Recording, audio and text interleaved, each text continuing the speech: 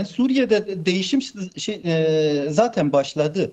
HTŞ'nin iktidara getirilmesi e, bu değişimin bir ürünüydü. Suriye'den nasıl bir rota izleneceğinin şeyiydi.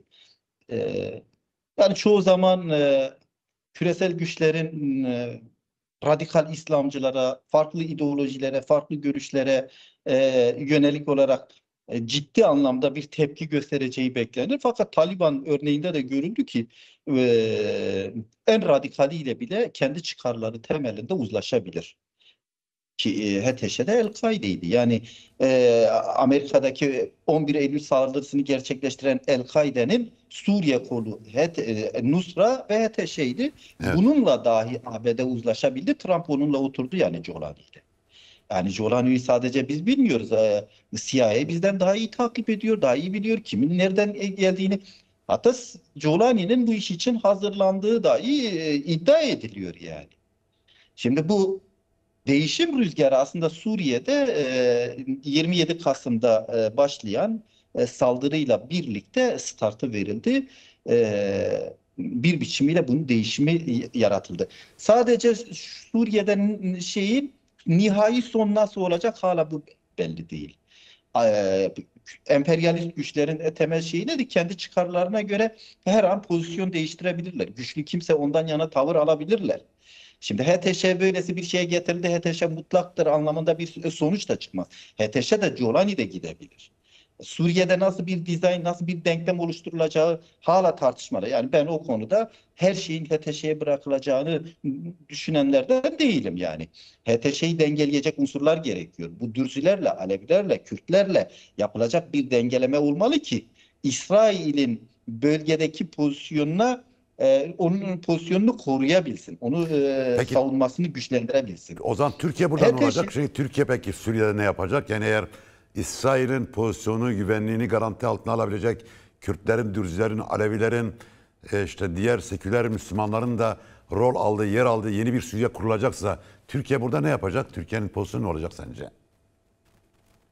ondan önce HTŞ'nin kendi içerisinde çatışacağını düşünüyorum yani. Çünkü Evet. HTŞ'nin içerisinde de bu denkleme uymayan hala o klasik 20. yüzyıldaki yaklaşımla İslami yaklaşımda hareket eden unsurlar var. İşte Raseddin bunların başında gelen güçler. Yabancı güçler dedikleri güçler bunları arasında yer alan güçler. DAEŞ kalıntıları keza öyle. Şimdi bir biçimiyle bunların tasfiye edilmesi ve HTŞ'nin de mevcut oluşturulan siyasete entegre edilecek, kabul edilebilir bir pozisyona getirilmesi gerekiyor. Bu HTŞ'nin içerisindeki ister Türkiye'nin desteklediği güçler olsun, ister HTŞ çatısı altında toplanan örgütler arasında bir tasfiye şeyini başlatacaktır. Bu bir süre sonra gündeme gelir. Bunda senin de sorduğun şey Türkiye'nin pozisyonu ne olacak?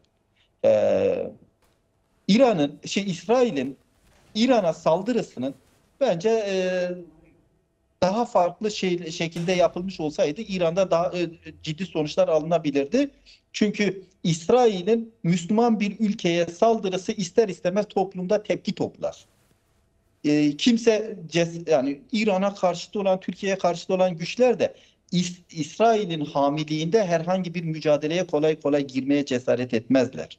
Bu Kürtler olur, isterse Sünniler olur, kim olursa olsun.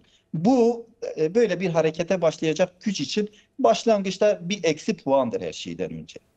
E, Ama bölgenin dizaynını rolü İsrail'e verildi. Suriye'de dizayn İsrail'e verildi. ABD resmen Suriye'de benim muhatabım İsrail dedi. İsrail Suriye'yi düzenleyecek.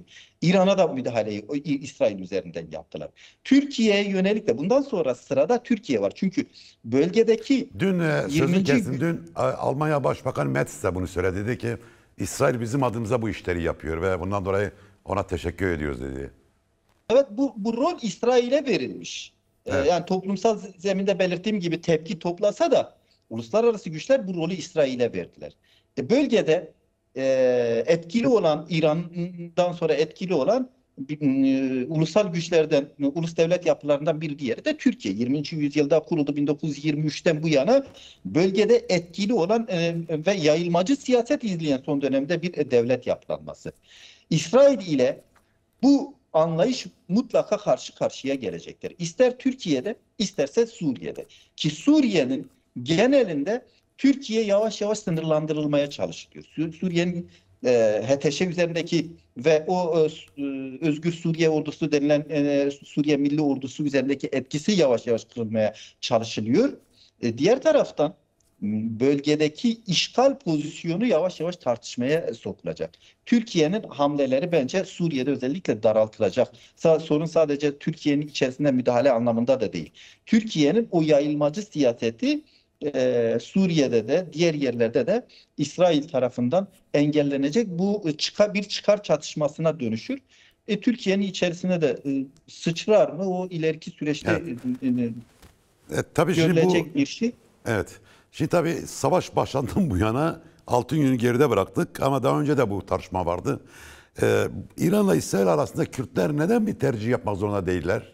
Veya tercih yapmalılar mı? Çünkü böyle bunu isteyenler de var. İşte İsrailcilik yapanlar da var. İşte İrancılık yapanlar var. Şu tarafı tutalım, bu tarafı tutalım diyenler de var. Soru çok net. Yani Kürtler İran'la İsrail arasında bir tercih yapmak zorundalar mı sence? Yani doğrusunu istersen şu anda bölgede devam eden savaş bir üçüncü Dünya Savaşı olarak zaten tanımlanıyor. İlk iki Dünya Savaşı'nda Kürtler belli bir kazanım, belli bir statü, bir şey elde edemediler.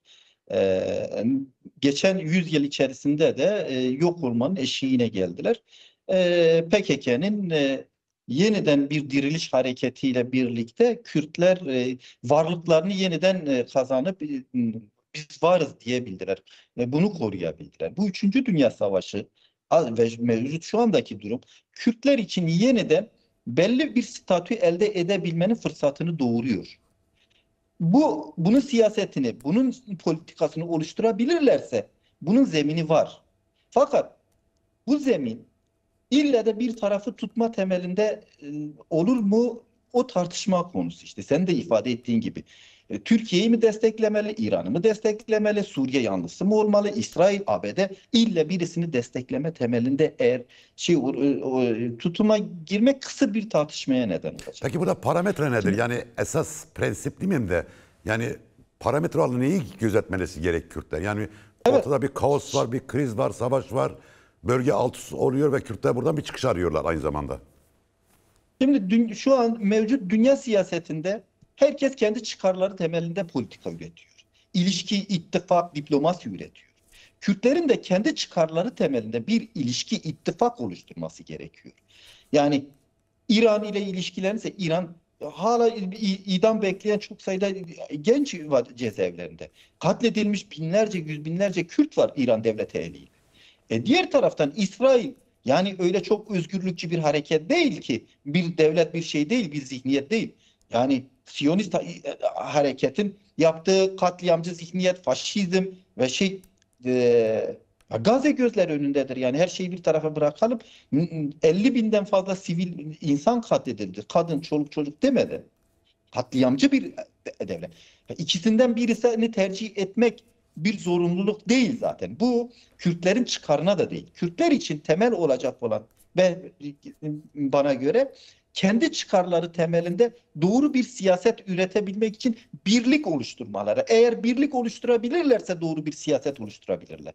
Yoksa her biri bir tarafa savrulursa kimi İsrail yanlısı, kimisi İran yanlısı, kimisi bilmem ABD yanlısı siyaset izlerse bu parçalanmışlık durumu aynı 1925'lerde, 38'lerde Kürt aşiretleri nasıl bir araya gelemedilerse ve bir yüzyıl kaybetmelerine neden olduysa şu anda da bu birliği yaratamazlarsa bu devletler, ulusal güçler ve küresel güçler arasında bir parçalanmaya yaşarlarsa bu yüzyılı da kaybederler. Bundan dolayı yani kendi Kürtler İran, İsrail, Türkiye ve herhangi birinde yana bir siyaset izlemekten ziyade daha çok kendi ulusal çıkarları temelinde bir birlik oluşturmaları en doğru tutumdur. İran yanlısı tutum özellikle İsrail yanlısı tutum son dönemde revaçta. İşte katliamcı bir devlettir, Molla rejimidir, bunun yıkılması lazım gibi bir yaklaşım. Bu bence taban bulmayacak bir yaklaşımdır. Kürtler açısından da bu böyle.